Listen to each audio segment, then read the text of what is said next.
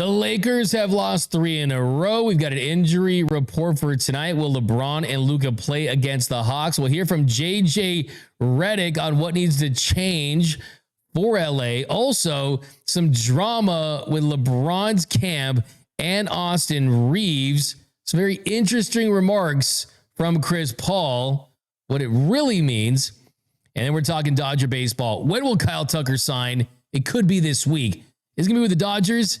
It's looking like it's possible. There's 2 teams that have officially made offers, and we're talking Rams. Rams-Bears this week in Chicago. Got some roster moves for the Rams. We're going to talk some Caleb Williams. And the Chargers fire their offensive coordinator, Greg Roman. All that more coming up next on the LA Sports Report. LA is the sports capital of the world. The Lakers have entered their Luka-Doncic era. LeBron doesn't just want a farewell tour, he wants a farewell title. The Rams are going to win the Super Bowl. Go, Kings, go! The Dodgers are the best run franchise in all of professional sports. Shohei Ohtani is the GOAT. Steve Ballmer will do anything to get the Clippers a championship. Mick Cronin has to win a national championship at UCLA. Justin Herbert is a top 5 quarterback in this league. College football is just better when USC is good. This whole city has the Mamba mentality. I love LA. Live from the heart of Los Angeles, this is the LA Sports Report with your host, Doug McKain. What is up, and welcome to the LA Sports Report. My name is Doug McKain, credential member of the media. I've covered LA sports for over a decade, and this is my new show, my new channel, the LA Sports Report, dedicated to all LA teams. Dodgers, Lakers, Rams, Chargers, USC, UCLA, LAFC, Galaxy. Go Kings, go. They're talking about the world of LA sports. We're talking about it right here. So do us a huge favor. Subscribe, hit the notification bell, hit the like button for your LA sports teams. And drop some comments. We'll read them on the show. Laker takes, Dodgers takes. So much going on. But we're going to start with the purple and gold. Last night, the Lakers lose their 3rd straight game. And it was to a bad team. A bad Sacramento Kings team. That's at 8 wins, 9 wins, 10 wins all year. They have struggled for most of the season. And even though you get a really like to see, like in that great performance like we've seen from Luka Doncic, the Lakers still lose. And it's starting to get very concerning because now we're entering the territory of Luka Doncic can go off, but the Lakers lose to bad teams. Luka Doncic can drop a 40-piece and they can lose. The defense was putrid. Malik Monk averaging over 11 points per game. He goes off on his old team. I just think this is a Lakers team that's kind of doing some transitioning from LeBron's coming back to Austin Reaves is gone to when's he going to be back to LeBron kind of hijacking seasons like he typically does sometimes and is now in the, I'm doing the LeBron patch thing. And last night, LeBron was okay. 22 points. The rest of the team just wasn't a good night for the Lakers.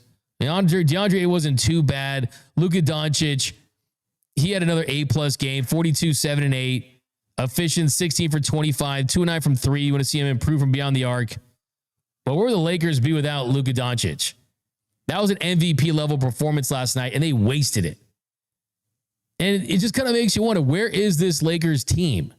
Where are they as far as can they find a way to compete at the highest level where it feels like they have the chance to win a championship this season? Because last night they started off well. I mean, it's an 8-2 run. 8-2 run. The Kings, they took the lead 32-20 out of the first quarter, and they kind of never looked back. I mean, they did make a little run late in the game, but having Malik Monk go off against you, Russell Westbrook and DeMar DeRozan, it is not a team you should lose to. And the Lakers have been struggling as a team, but Luka Doncic has been great. In the fourth quarter, Zach LaVine comes in, hits a jumper. Every time the Lakers really made a run, the Kings had the answer. They had a double-digit lead with 6:18 left to play. DeAndre Ayton scored 4 points. Luka Doncic had a little mid-range shot. But look, there just was nothing that said that they should have won that game. And it's getting to the point where you're wondering, what is this season about? What is the 2025 Lakers season about? Is it about competing for a title? Is it about getting to the Western Conference Finals? Is it about winning a playoff series? Is it about LeBron soft launching a farewell tour? Is it about Austin Reaves trying to earn that big contract? Is it about just getting to the offseason where you're going to have 3 first-round picks that you could trade, where you're going to have a good amount of salary cap to go out there and bolster this roster around Luka? But right now, this team feels like the Lakers are just in a little bit of limbo because they haven't been bad. They haven't been elite either, but they've been above average. That's not really what you want to see as Lakers fans. I mean, I think that you're happy to have Luka and it's an entertaining product, but if you're not competing for a title in LA, that's not a good thing. And I think right now we're entering that part of the season where LeBron's been back for a good enough stretch. And sure, LeBron's been good. I mean, you're giving a dude $53 million to score like 20 points a game. I mean, value-wise, it's not the best. But it's what his agent, one of his business partners, Rich Paul, is saying on the side. Rich Paul and his new podcast with Max Kellerman, he has some very interesting takes about the Lakers, where he's saying, if I were the Lakers, I'd do this. If I were the Lakers, I'd do that. If I was Jeannie Buss, I was the front office. If I was this and that. And the truth is that insiders like Woj, like Shams, take your pick, they do act as mouthpieces for agents. So in a sense, he is cutting out the middleman. But by reports, Austin Reaves and his camp, they're not very fond of what Rich Paul has been saying on his new podcast. Here, give a listen to Rich Paul and some of his takes about what he thinks the Lakers should do with Austin Reaves. Now, the Lakers have options. If I was the Lakers, I would probably be targeting the Memphis Grizzlies as a trade partner for Jaren Jackson. Yeah, that'd be a great fit. I would. For whom? Well, that's the thing, because you got to figure out the package. But some way, somehow, I would be trying to get Jaren Jackson, maybe get back Gigi Jackson, Jackson and Jackson Associates, because he's a young player that you can develop, got good size, can shoot the ball. But I think if you're building around Luka going forward, which they are, you need a guy like that. You need that anchor. And Jaren doesn't want to be a part of a rebuild. They just put Ja Morant on the market, right? Saying that they're willing to trade him, et cetera. It's a great call. So I think that would be a trade partner for me. Now, the package just goes out is what you have to decide. Because if you're able to trade out expirings and give up the last first-round pick you got, that could be one scenario, right? Or you can say, let me withhold that, but this comes with Austin Reaves. This comes with a very unemotional attachment because Austin is beloved, which he should be. But he's about to get paid. He's an underdog. And here's the thing. If there's a world where you can do what's best for your team and do what's best for Austin, because Austin deserves to get paid right now. I love him as a Laker, but if that is a situation where we get in balance, because if you put all the money into just the backcourt, and then you're kind of like your flexibility is restricted going forward to fill out the rest of the team, then that's kind of like riding when you used to have the training wheels on your bike, but the one training wheel is off and it kind of leans. That's kind of like that, right? Listing. And I think people, so that's one aspect of it. But if you can keep Austin, have Jaren some kind of way, have Luka. They're going to take up most of your money. And then I'm not saying but harder to flesh out the roster. And I don't get into the whole discount for any player. Sure. And I don't know what Austin's value may be to the Lakers or anybody else. He's going to get paid a lot of money, and he's earned that. He deserves it. But if you can maintain that some kind of way, and that gives you a balance. But it's hard in the NBA with the aprons very hard. Yeah, to have redundancy. But that would be like if you have redundancy on your team, that usually means there's a weakness somewhere else that you're better off using the resources where you're redundant to go address. Austin Reaves on ball, can score really well, do all these things. They have a guy like that already. They're better at, and who doesn't play any defense. So you need someone to balance out the defense at another position. Yeah, but Austin would get his money. Memphis would definitely pay Austin. Right. He would become probably their leading scorer or their point guard. It depends on. Still their leading scorer. Leading scorer for sure. Leading scorer, yes. He'd probably be their point guard for now, but definitely be their highest paid player, et cetera. But that would be, regardless how it goes, whatever the package may be, that would be my target for the Lakers. That's a great idea. If you're doing that, and if I have those two pieces to start from, right? And I know everybody wants this to be LeBron's last year. Hopefully it's not LeBron's last year. Whatever that looks like going forward, that's yet to be seen.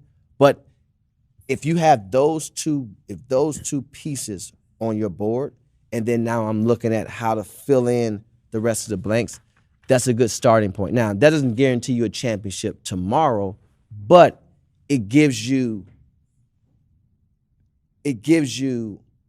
some building blocks. Mm-hmm. It definitely gives you some building blocks. And when you look at Jaren Jackson, he can shoot the three. And the age is right. Yeah. The same They're in the same draft. Career. Yep. They're in the same draft, I remember believe. thinking about. So it's happening. Clutch, Rich Paul, LeBron James. They've lost all control, all power, all leverage of the Los Angeles Lakers. LeBron, you are an employee of this organization. That's it. You don't have influence. You're not going to have any influence over this organization like Kobe Bryant did, like Jerry West did, like Magic Johnson did. LeBron is going to have absolutely zero influence on who the Lakers sign in the future, how they run their organization in the future. You are an employee. You get a paycheck. It's a big paycheck. That's it. And Rich Paul is going on these shows and talking about the Lakers and talking about kind of the business side of it all, which is, look, it's interesting. It's good rage bait, but apparently Austin Reaves and his camp aren't happy about it. And that's what Jovan Bua was reporting earlier today. And that's just not good. If I am Austin Reaves, the truth is I'm helping the Lakers win more games this year than LeBron James is. I am the second best player on this team, basically, at this point. And I've got this guy that's trying to float my name and what the Lakers could do, what they shouldn't do, and kind of impacting my value in some way. And here's the funny thing. The thing with Jaren Jackson Jr. is he's not getting traded for Austin Reaves on an expiring contract. That's just a stupid thing to even suggest because it's not even a realistic thing. Thought you're supposed to be a smart agent. I mean, why would the Memphis Grizzlies do that? If I'm Austin Reaves, I just go there, I wait for that to expire, then I just walk. The odds of an extension in Memphis don't make a ton of sense when there's going to be better options out there for him. So in the first place, why is he doing that? But I've got a theory about all this. Cue my Dexter music. And that theory is who started this podcast? It was Bill Simmons, Celtics superfan, ultimate Lakers hater. Why did he start this podcast? With Rich Paul, with all of these Max Kellermans. And what do they talk about a lot? They talk about LeBron. They talk about the Lakers. I think that Bill Simmons started this podcast to sabotage the Lakers' chemistry. to try to destabilize the purple and gold. And if I am Austin Reaves, I'm going to go to the organization and I'm going to say, hey, I want to be a Laker for life. I want to sign here long term. But can you kind of tell LeBron to have his dude stop bringing my name up, because it's not helping things? So for me, if I am the Lakers in this situation, I tell them to cut it out. And look, this is just another example of LeBron James and his camp thinking that they're bigger than the Lakers. They'll never be bigger than the Lakers. LeBron is bigger than most franchises in the NBA. You can say LeBron's bigger than the Cavs. He is. Bigger than the Heat. I mean, he's got the same number of championships, essentially, right? And he won 2 of those. And they have 3. But he's not bigger than the Lakers. He never will be. So LeBron needs to check himself, and his Rich Paul agent needs to check himself, because the bottom line is Austin Reaves has made it known he doesn't like this. So it'll be interesting to see how this plays out. Now, speaking of the Lakers and drama, we got some more details about Luka Doncic and Dennis Schroder. Shams Charania, he was on live this morning, and he gave some pretty funny details about what transpired between Schroder and Luka. Dennis Schroder essentially camped out, waited for Luka Doncic in the back hallways of Crypto.com arena. And when he saw him and had somewhat of an alone moment, he confronted him and he attempted to swing on him, strike him with his hand. The league concluded that it was an attempt to, that he didn't actually strike Luka Doncic in the face, in the upper body area. So why did Dennis Schroder go about this path? My understanding is Luka Doncic has been calling him the B word for the last few games, even going back to the offseason when they played each other in Olympic play. And so Dennis Schroder's point is, listen, if you're going to call me the B word on the court, you have to expect that I'm not just going to take that lightly off the court, and I'm just not going to let that go like this never happened on the court. And we saw that take place. The 3 games suspension, no coincidence. It happened right before these 2 teams played. I'm sure there was video surveillance also reviewed by the NBA. Yeah.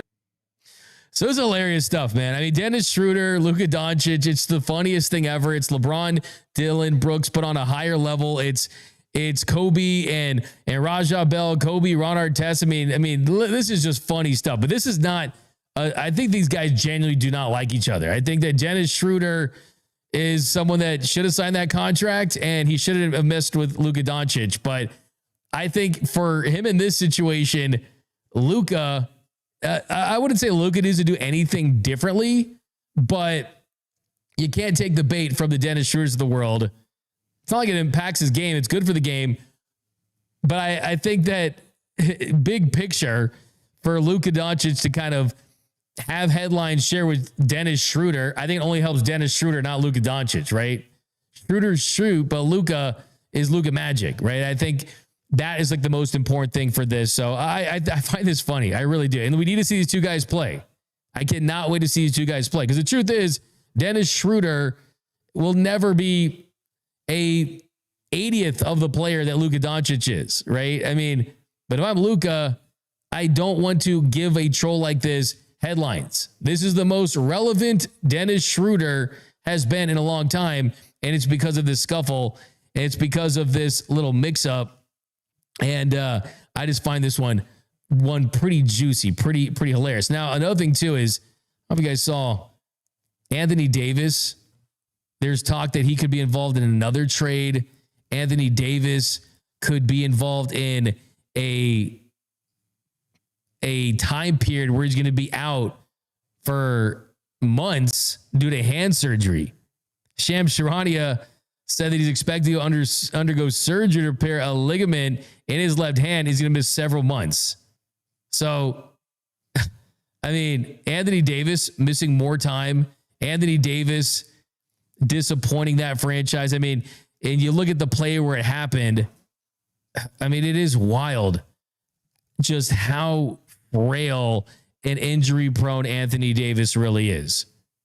And he's just not beating those glass man allegations. But Anthony Davis did tweet, y'all better stop listening to all these lies on these apps.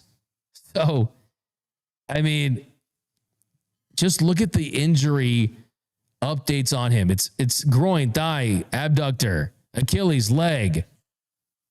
I mean, it's nonstop stuff. So we'll see if this is actually going to end his season, if he's going to get traded. We love him for his time in Los Angeles, but Anthony Davis, man, I mean, it is just so does this mean, Noel, was there any kind of a follow-up on this? Or I did see another report that he's traveling to Los Angeles to get his hand checked out. So he's probably going to get multiple opinions before it moves forward. But it's just interesting because the Mavericks and the Hawks were linked pretty heavily at the trade deadline. And then you had other reports saying that AD wants to be in Dallas long-term, that he wants to have that future with Kyrie, kind of be there around to mentor Cooper Flag. So it's interesting, especially when a superstar goes at an insider like Shams on X and kind of. I mean, he's going at the insider. Like, you would never see that in baseball. No player would ever go at Jeff Passan. And maybe, like you said, he does get a second opinion and he decides to change the course on that. So but at the end of the day, clearly his hand's injured. It's probably, like even most of these things, it's like when a pitcher gets injured and they're like, oh, I'm getting some PRP shots. Let's see how he responds, right? Like, clearly he needs surgery. And he's the last person that you need more injury news tacked onto, especially right now. Like, let's say the reports are false and he actually does want to get traded somewhere. If there's news coming out that he needs surgery or that the hand injury is that bad, that's really bad on his end if he wants to get out of Dallas right now. That's the facts, right? I mean, and the thing too is, if you want to get out of Dallas, which is kind of wild. I mean, him and Kyrie played like 25 minutes together. 25 minutes. I cannot wait. That's going to be the name of that 30 for 30. Exactly. 25 minutes. Anthony Davis and Kyrie Irving, their time with the Dallas Mavericks. But the crazy thing about it is, you had to connect this to the Lakers just because, was this Nico's vision, right? His vision, get a big, win a championship. Both those guys get injured. And now you're stuck with your fan base hating you. You did get Cooper Flag, who's definitely showed some promise, but absolute luck into that one. That had nothing to do with the trade. That was the NBA, who knows? I mean, we might as well play the Dexter music once again. But basically what happened was the Lakers trade a grenade. Yeah. That's what they traded. Anthony Davis is a living, breathing embodiment of a grenade. And it's absolutely insane to think that this. Do you think he's going to come back? I don't think so. I would just with all the buzz coming around right now and where Dallas sits, they looked pretty good when he was playing. Him and Cooper started getting going. Clay is actually looking kind of like himself again out there. But I don't know, when you get into this weird back and forth with deflecting reports, and like I said, someone that has had his injury history, if you're going to get second opinions, that means you're looking for another doctor to just tell you like, nah, you could do some PT. You could get, like you said, a PRP shot. You could get this treatment.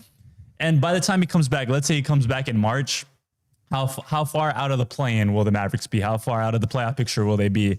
I don't think it's worth it for someone in his stature. I think it might be better either to get the surgery or sit out and wait till the offseason and maybe you could get moved then.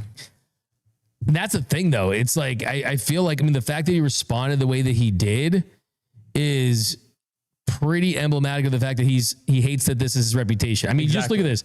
After the bubble, right? The bubble really was pretty much his peak as far as, okay, he really probably should have won an MVP and he was the second best player on a championship winning team. But after his time in the bubble, age 27 season, 36 games, age 28 season, 40 games, age 29, 56 games, that age 30 season, he kind of beat the allegations for 1 year when he played those 76 games, but then 51 games and 20 games. 25. Just imagine that nightmare. Hey, you trade Luka Doncic for Anthony Davis to pair with Kyrie Irving, and they played a grand total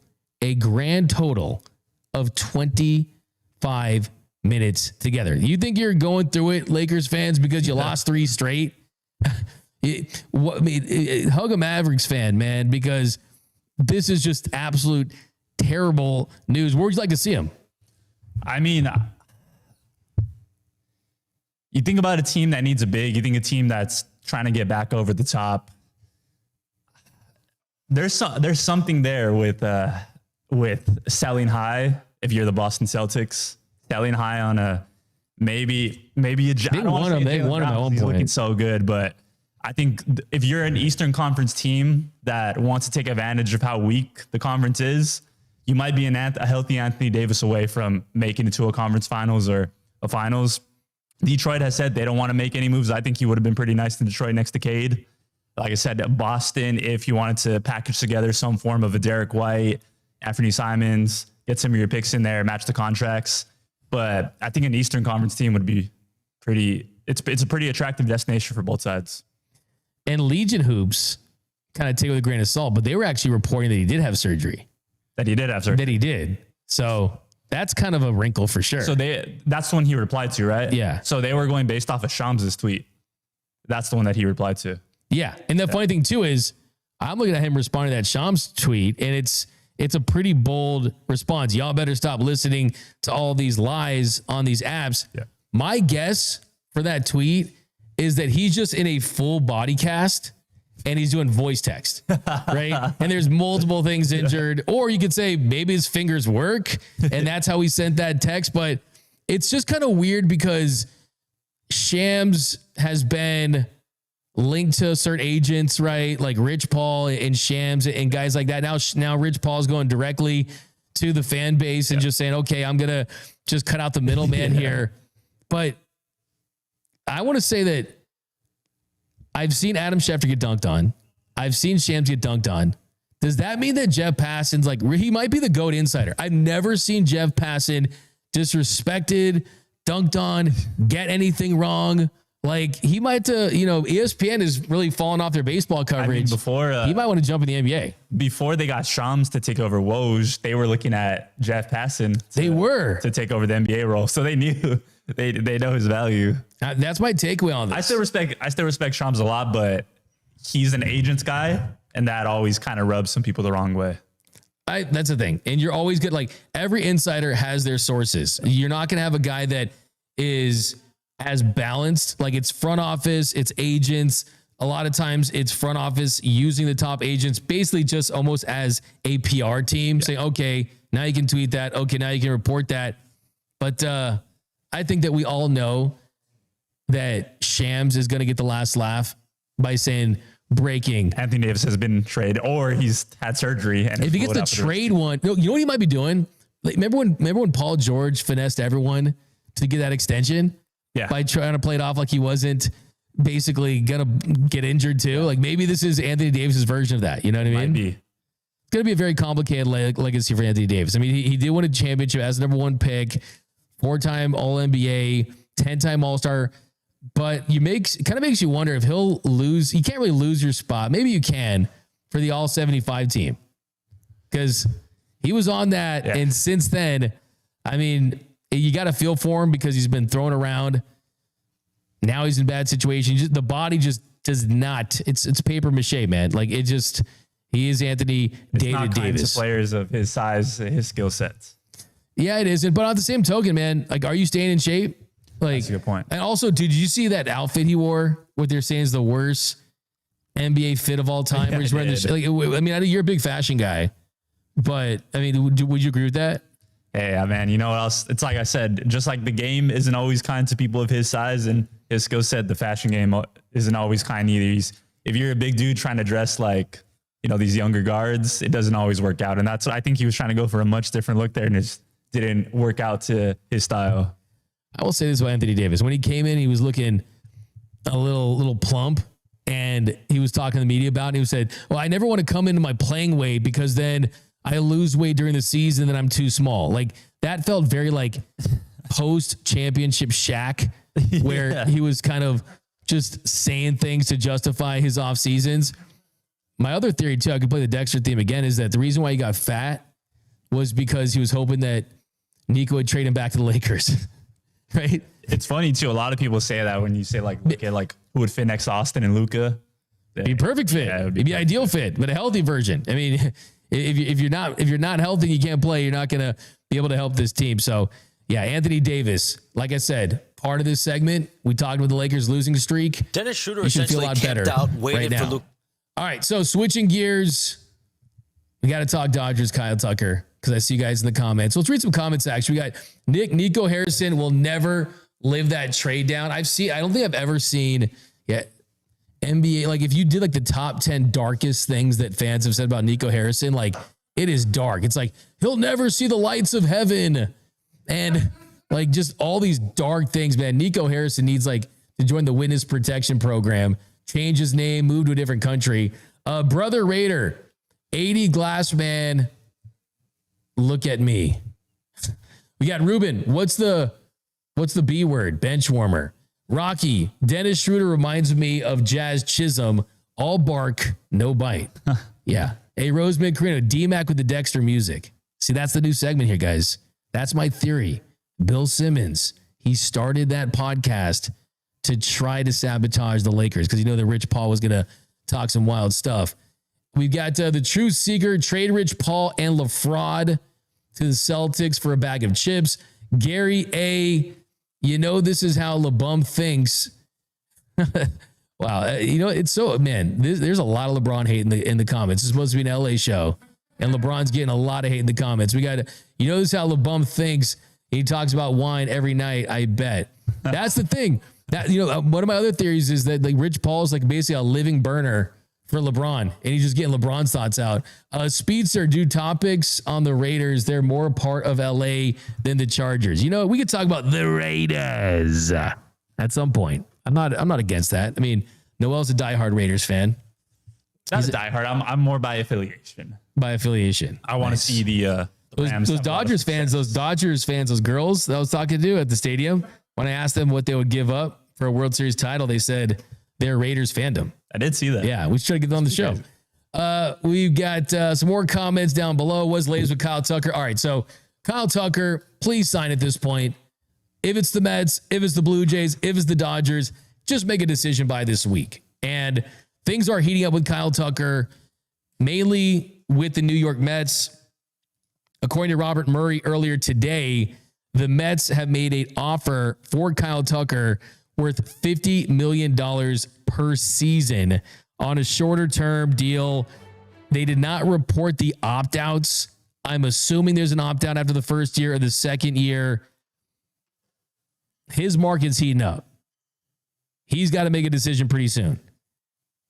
And the Mets clearly have woken up, right? The Stephen Cohen, the richest owner in sports, he's saying, other than Steve Ballmer, the richest owner in Major League Baseball, he woke up and said, hey, I'm sick of people saying that I'm not committing and that I let Edwin Diaz go to the Dodgers and Pete Alonso go to the Orioles and that I'm just sitting on my hands. I'm not going to do anything aggressive. So, I mean, if they get Kyle Tucker, great.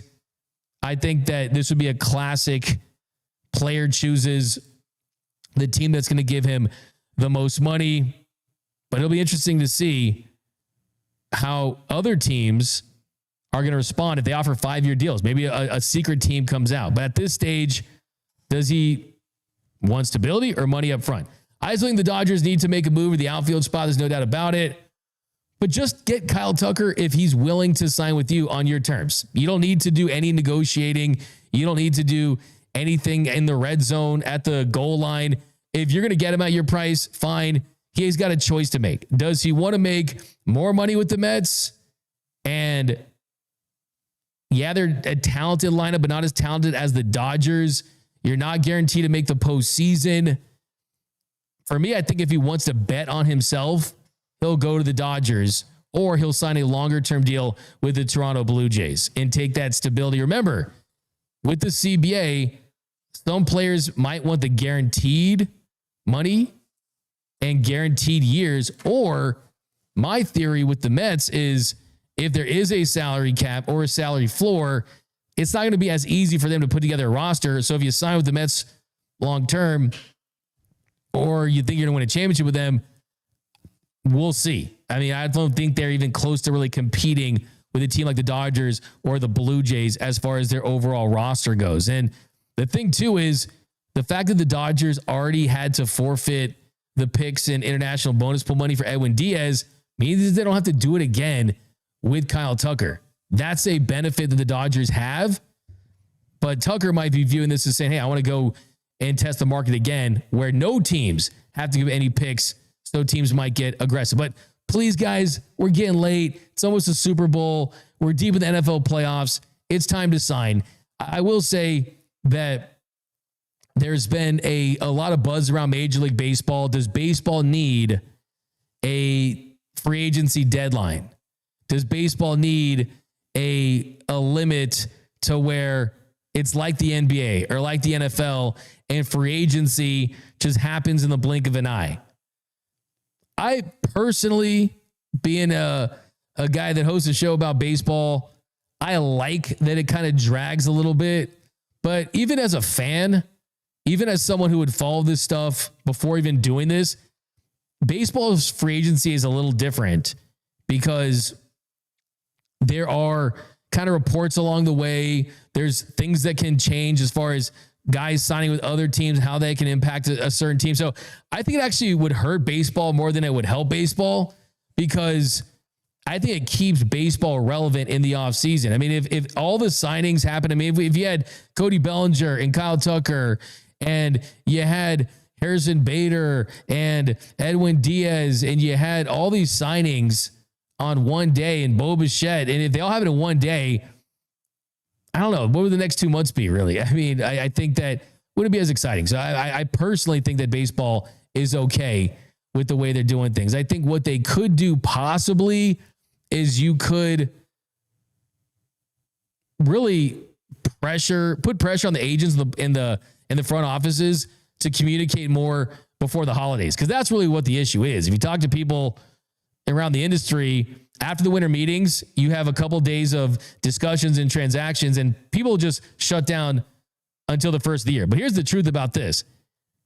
If they would even consider this, players would laugh, because you're essentially potentially limiting what the players could get. They don't want to limit this. The players want to be able to hold out for the contract they want. So that's not going to change. All right, we've got the Truth Seeker $50.1 million AAV opt-out, Andrew Friedman.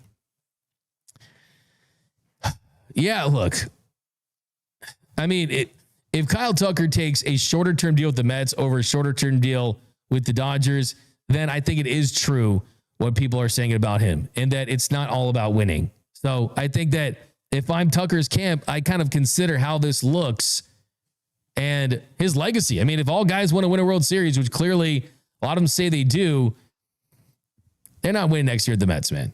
The Dodgers, they have a chance to go for the three-peat, and I think it just puts them in a better chance to get the deal he ultimately wants. All right, switching gears to the NFL. Play my Rams theme music here. Just ram it. Graphic is going to come in a second minute. Bang. Okay. You can stick with that. No worries. All right. We're going to stick on the Dodger topic then. Is that cool? Sweet. Yeah. Some other Dodgers news is that Justin Dean, who's been moving around this offseason, he has found a team. Justin Dean has been claimed by the Chicago Cubs. So Justin Dean claimed off waivers. The Giants had DFA'd him last week. They opened a roster spot for Tyler Mahle. Now he's with the Chicago Cubs.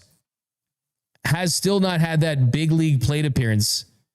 He's still going to be remembered in Los Angeles forever for the play he made. And I hope he gets a shot. I really do. I hope he gets a shot. Other Dodgers news, we talked about it today on Dodgers Dugout Live. The Dodgers signed Andy Ibanez. They DFA'd Ryan Fitzgerald. Ryan Fitzgerald could still pass through waivers, and he would stay on the 40-man, or he wouldn't have to be on the 40-man, so that would make more sense for the Dodgers. I think that's kind of what they're hoping. We'll take some more comments here. We got D-Mac. Even Ohtani didn't take this long to decide on a team. That's a good comment of the show. Yeah, I mean, look, it's kind of different because Kyle Tucker, if there were teams out there willing to give him $700 million, even though a lot of that is deferred, he would sign by now, right? I think Shohei Ohtani could have signed anywhere he wanted to at the price he wanted to sign for the minute that free agency opened, because so many teams would, of course, sign up for that. So I think it's a little different there. I think it really speaks to him going through a process too, right? I mean, he still wanted to visit teams, meet with teams, see what their vision was. So, but as far as money, the guy makes $100+ million on endorsements. It's not like he was hurting for cash anyway. So that kind of explains that. We got Reno. We've got Anthony Davis should be the ambassador for health insurance. That's a good one. I like that. Ruben, yo, D-Mac. Whenever you're talking about Anthony Davis, you should play the theme song from ER. You guys are killing it, man. Hey, the comment section's kind of popping off on Laser this week, man. Thanks for rocking with us, guys, here. We've got Reno. D-Mac took a past his prime Arenado, coming off his worst season of his career, and they think they're ready to compete for the division and a World Series title. Do you think they can?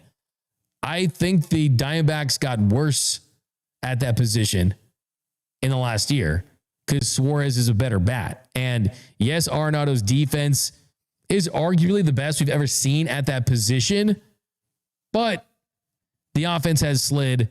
He's not the same player he was at the plate. And in 2025, 2026 in modern baseball, you got to value the bat over the glove. But yeah, I mean, look, give them credit. They've been trying to, like last year they signed Corbin Burns. This year you made a move for Nolan Arenado. It's not the worst. I mean, I think that at least they're a team that's at least trying to make some transactions to try to compete with the Dodgers. Clearly it's not going to happen. But a lot of people had the Diamondbacks as the trendy team. They were kind of the trendy pick. We got Anderson Avenue. Thank you, Justin Dean, World Series legend. You know what? I think one thing would be a fun game is just kind of like giving players truth serum, right? And seeing what they actually did in that moment. Like, I would really love to do that to Justin Dean and be like, why'd you put your hands up? Was it your baseball IQ? Was it really, you saw Kike in the back? Or did you see Kike Hernandez? Because it's literally like a domino effect. You literally see Kike go up. It's like they're doing the wave. You know what I mean? Like he goes up, Justin Dean goes up. But still, I mean, hey, the presence of mind to look back.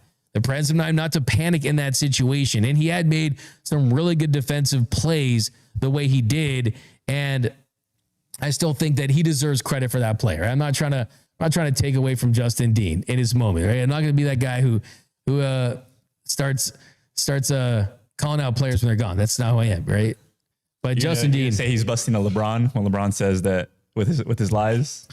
No, I don't think he's lying. I think that so much happens in those moments from a processing standpoint that, yeah, I think that multiple things can be true. Like there's a world where, like, let's just put it this way. Kike was as savvy of a player as we've ever seen in left field for the last couple of years in the postseason. I mean, Kike deking during the Mets series. Kike Hernandez, what he did in Game 5 of the 2024 World Series. I mean, his baseball IQ is off the charts. I've talked to some players, and they say he's the smartest player that they've ever met. So, yeah, Justin Dean, yeah, definitely owed to Kike, but he'll always be a Dodger legend. All right, let's go to some Rams. Get my Rams theme music going. Get the Ramley out there. Don't worry. Back-to-back days of Chargers topics. So, a couple of things to start with the Rams today. The first thing that's really fascinating, and yesterday was actually the anniversary of when the Rams came back to LA. He had that big moment. There's a big party. Rams fans out there celebrating. And since they've returned, they've been very successful. They've been one of the best franchises in the National Football League. And a lot of that has to do with the fact that they have, in my opinion, is the best coach in Los Angeles sports right now, and that's Sean McVay. And one of the best coaches in the NFL, and Sean McVay. And this week, Sean McVay is taking on the Bears. Think about how wild that is. After this weekend, Sean McVay will have faced every NFC team in a playoff game except for the Commanders and the Giants. And he has wins over 8 of 12 of those in 9 seasons. So he can add another name to his list. In his career, he's 9-5 in the playoffs. He's 3-0 against the NFC West, 3-1 against the NFC South, 1-1 against the NFC East. and 1-2 against the NFC North. Now, yesterday after the game, we found out when the Rams were going to play, and most people assumed that the Rams were going to be the afternoon game. They were going to be the first game, which would be 12:30 on the West Coast. It would be 2:30 in Chicago, but that was not the case. After the final divisional round schedule came out, it turns out that the Rams are playing in that 3:30 window, and that's 5:30 in Chicago, and this could be one of the coldest games in NFL history in the playoffs. It is that cold in Chicago. Here's the thing, though. I mean, you got both teams have to deal with the inclement weather. Sean McVay in his career in games that are 15 degrees or less, he's 2-2 in those games. Matthew Stafford is around 500 too. And for the game, it's going to be around 10 degrees. And it's going to feel like a temperature of -7. Winds are going to be expected to gust up to 15 miles per hour. And there's a chance of snow before the game. And that's pretty significant. I mean, at the end of the day, you got to beat the team that you're playing. Oh, we got some updates. You see that? Did you see it up there now? There's an update from Shams Charania. We got to do a callback. And I think he's saying that Anthony Davis is not going to get surgery. Is that what he said? There it is. What did he say? He had his second opinion with specialist Dr. Steven Shin in Los Angeles on Tuesday, and he will be reevaluated in 6 weeks. Wow. Oh my goodness. So Shams Charania basically taking the L? That's not good. Hey, I mean, great. 6 weeks. Who cares? It's not like, I mean, it doesn't change the fact that he's an injury-prone player, so let's just put it that way. But yeah, clearly he's not out for the entire season. He's not out for the remainder of the year. But still, I mean, it is pretty interesting. If AD comes and tweets right now, that'll feed families, though. We need to see that. Yeah. No, even if it's just like a GIF or something. Even if it's like a picture of him giving the middle finger to like Shams Charania or something like that, that'd be good times. But kind of back to the Rams. Yeah, it's going to be cold. It's going to be a factor. Both teams have to play in it. Like I said, the Rams since 2017 in games that are 32 degrees or below, not a big sample, just 2-2. They beat the Broncos in 2018. They beat the Jets last year. They lost to the Bears and the Packers in 2022. I think the bigger takeaway there is in those games, they've averaged about 15 points, and you got to feel like you're going to score more points against that Bears defense. Matthew Stafford, he's played most of his career in the NFC North with the Lions. And the temperature at kickoff is going to be pretty frigid. Now, as far as kind of the early plan for the Rams in this game is, I think the Rams might score 50 points on the Bears. They might score 40 points against the Bears if Matthew Stafford is fully healthy. The hand's not giving him any concerns. Kevin Dotson is back. And he's thriving in the run game, opening up holes, because this Bears defense is one of the worst defenses in NFL history that is making it to this part of the postseason. The Bears have the worst pass defense of any team in the wild card weekend. They gave up 4 touchdowns to Jordan Love. They had a playoff worst plus 0.28 EPA per passing play. So what that tells you is that the Chicago Bears defense, which ranked 28th in passing touchdowns allowed and 29th in net yards per pass attempt allowed in the regular season, was basically giving up 1 total point for every 4 pass attempts against the Packers. So I'm pretty sure if Jordan Love can do that, the MVP Matthew Stafford can do that. They've allowed 36 passing touchdowns in 18 games. In 2022, the Chiefs, they allowed 36 passing TDs, but that was in 20 games, including the Super Bowl. So the Bears are going to give up yards through the air. And historically, when teams are this bad through the air, they don't go far in the playoffs. The 2020 Titans, the 2020 Browns, the 2023 Eagles, they gave up 30-plus touchdowns, including the playoffs, and they all lost in the wild card round. They haven't really got this far. The Chiefs are the anomaly. Man, let's be honest. You got Patrick Mahomes. That changes things. In 2022, that Chiefs team was just kind of built different. I mean, he had Patrick Mahomes kind of at the peak of his power. So this is a terrible passing defense. And then on top of that, I mean, this defense in general is just not good. Like, you compare this defense to some of the better defenses. I mean, they're bottom third in just about every single category. They're 29th in yards per carry allowed on defense. And then you look at their pass rush. Only 6 teams have given up fewer sacks than the Bears, 35. There's 32nd in passing touchdowns allowed. Worst defense of the wild card round. Second worst rushing offense of the wild card round as far as EPA yards gained. They lost the turnover battle to the Packers 2-0. I mean, everything points to the Rams going into Chicago and beating the Bears. Football's weird. The Rams almost lost to the Carolina Panthers. But just the more you look at it, I mean, I've been spending a lot of time looking at the Rams last couple of days and the Bears in this matchup. The Rams had the second best rushing success rate of the first round at 51.7%. And now they're going up against the worst run defense that's still around in the playoffs.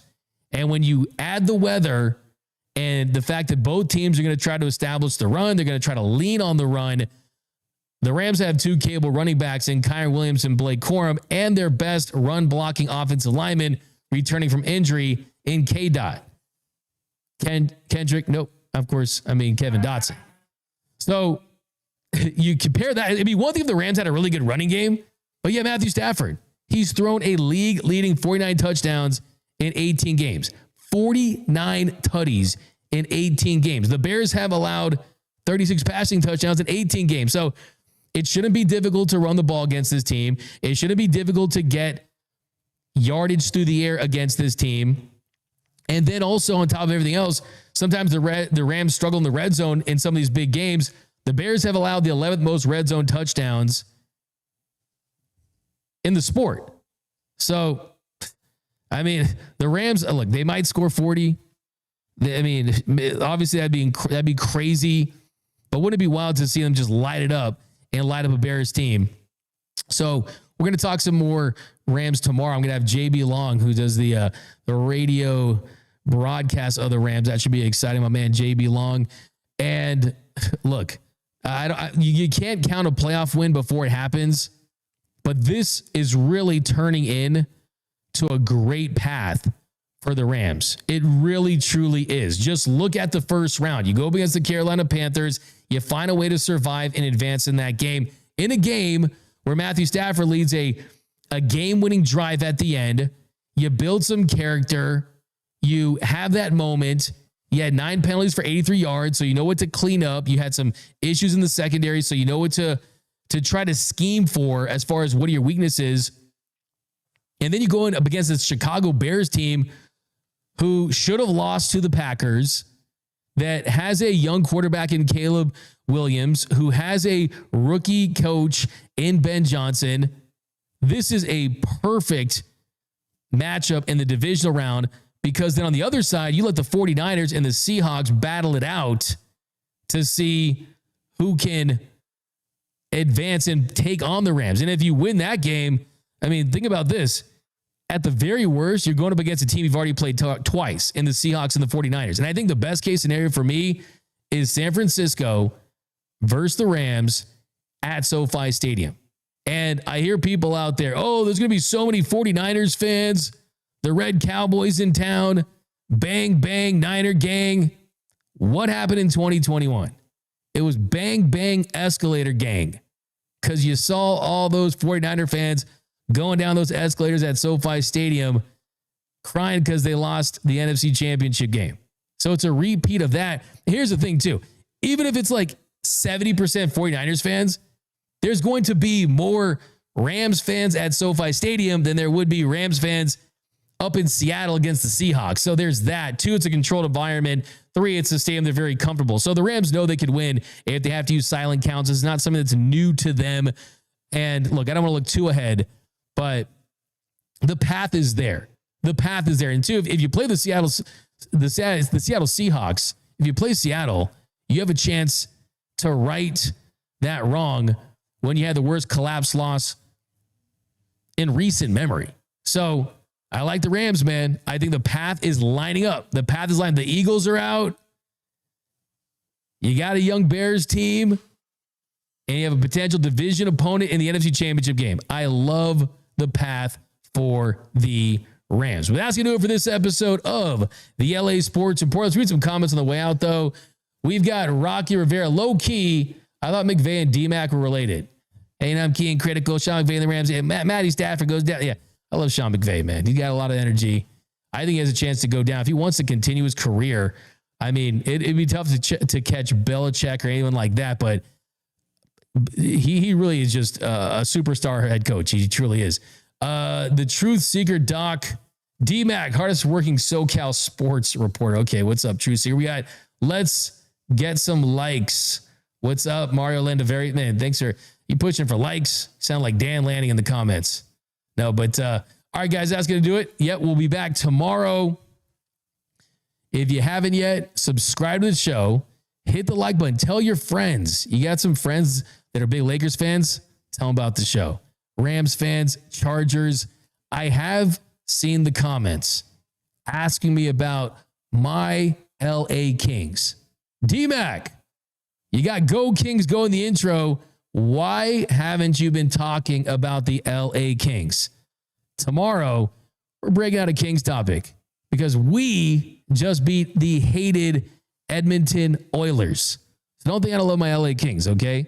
But that's going to do it, guys. See you tomorrow. My name is Doug McKain. You can follow me on X and Instagram at DMAC_LA. And until next time, LA is the city of champions.